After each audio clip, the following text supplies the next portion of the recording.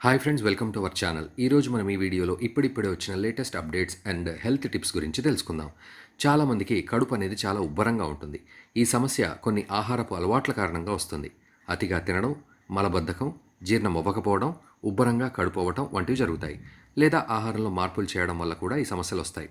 కడుపు ఉబ్బరం తగ్గడానికి చిట్కాలు కావాలి అంటే ఈ వీడియో చివరి వరకు చూడొచ్చు.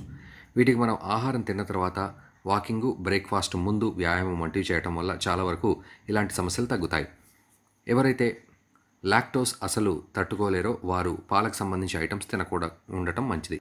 ఎందుకంటే వీటి వల్ల కడుపు ఉబ్బరం పెరిగి సమస్యలు వస్తాయి. ఆహారాన్ని తినేటప్పుడు సరిగ్గా నమిలి తినడం మంచిది.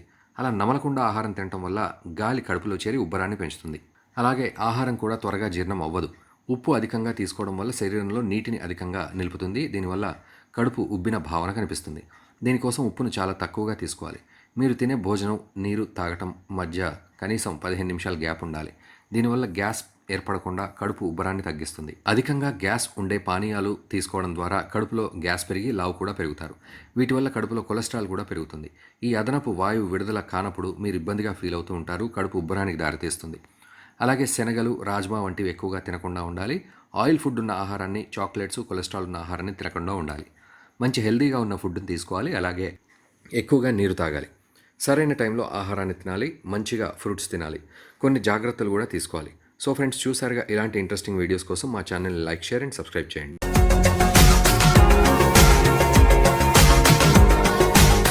మరిన్ని అప్డేట్స్ కోసం మా ఛానల్ని సబ్స్క్రైబ్ చేయండి.